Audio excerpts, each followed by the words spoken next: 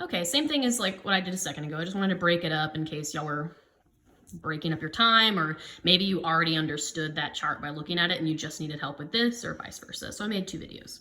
Okay, so this is about neutralization reactions. A neutralization reaction, I showed you in the lab video, if you watched it, my lab with magic tricks on neutralize reaction. All you do is when you mix an acid with a base, if they have the right numbers of each, if they have the right amount of acid and the right amount of base, then they should neutralize each other. And when they neutralize each other, they always make water and then a salt.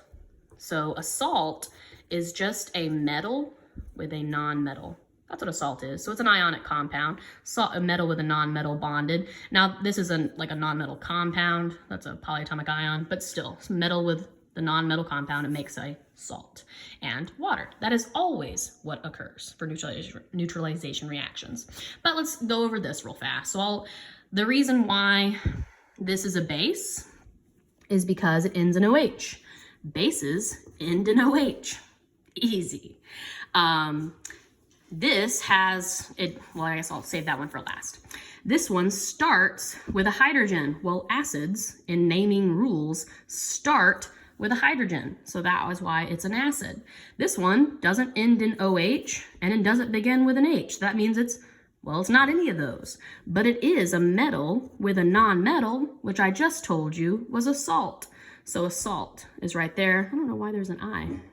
That has been mislabeled. I'll fix that before I post it. So it's a salt, like that, okay? So I'll do one more example just to prove that like that works, okay? So this, well, doesn't begin with an H. It isn't a metal with a no. It is a metal with a non-metal, but it ends with an OH, okay? So if it ends with an OH, that makes it a base. So literally just label it like that.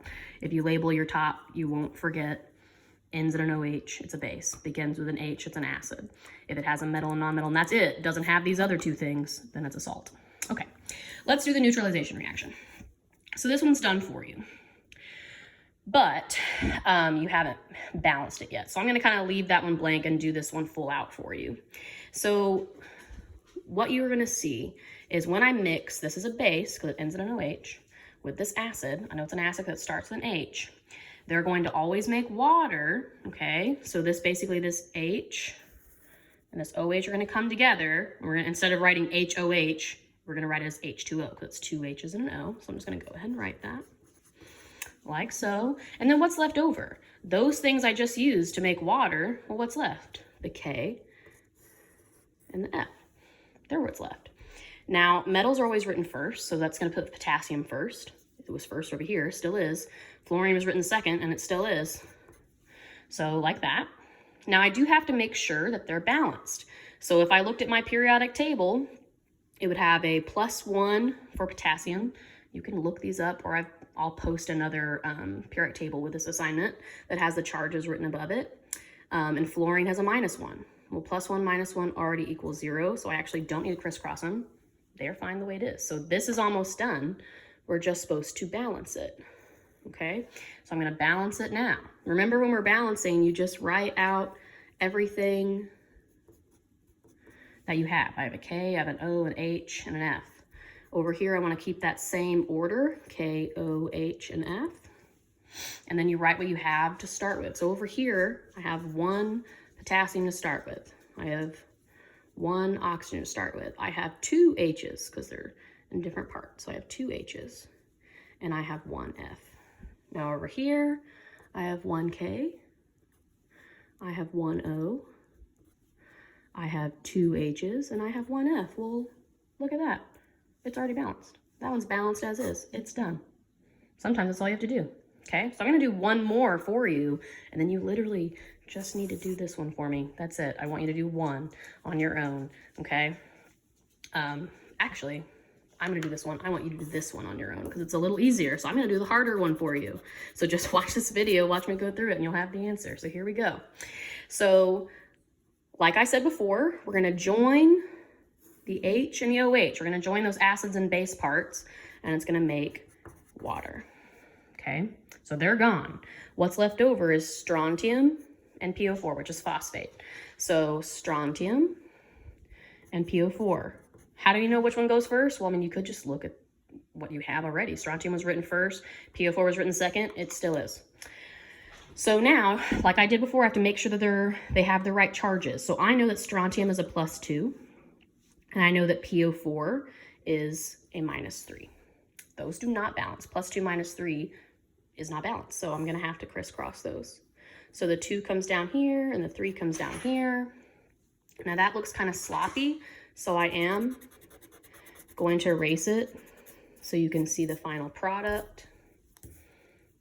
So it's SR, PO4, the 3 came after the SR, and the 2 came after that. But if you remember hearing me in class, we don't want 42 oxygens. I want 2 phosphates, so it has to be in parentheses like that. Okay, so now I have my finished chemical equation, but it's not balanced, I would bet. So let's go through and write them out. So I have SR, I have O, or oxygen, I have hydrogen, I have another hydrogen over here, and then if PO4 stays together, which it does, it's PO4 on both sides, and you can actually keep it together like that. So then I have SR, O, H, and PO4. How many do I have to start? 1. How many oxygens do I have? Well, I have 2 here, but, well, that one's gonna be PO4, so that's fine. So I'm gonna have 2 here. How many hydrogens do I have? Well, I have 3, 4, 5. That's kind of hard. Okay, and my PO4, I just have 1 PO4. Over here for strontium, I have 3. So we already know we're going to have to balance this guy. Oxygen, I'm ignoring this because it's part of phosphate. I only have 1. For hydrogen, I have 2. And for PO4, that 2's there, so I have 2 of them, like that. Okay, so again, and when we're balancing, you kind of it's just trial and error. So we're just gonna have to try some stuff and see what works. So PO4, let's try to balance him out first. So I'm gonna put a 2 in front of that. But remember, that affects my hydrogen and my PO4. So that would make my PO4 2, which is good, but it makes my hydrogen 2 times 3, which is 6.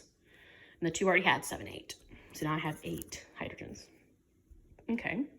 I wonder if I could fix that over here. Could I make my hydrogen 8? Well, what times 2 is 8?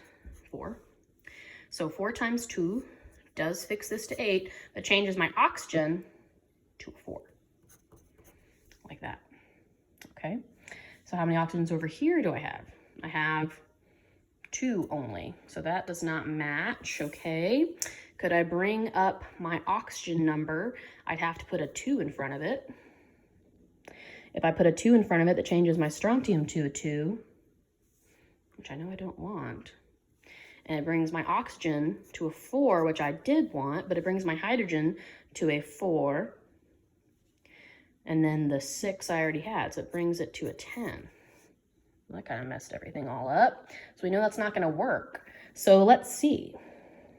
I think I'm gonna have to kind of just go back and change this to make this strontium work because it's an odd number.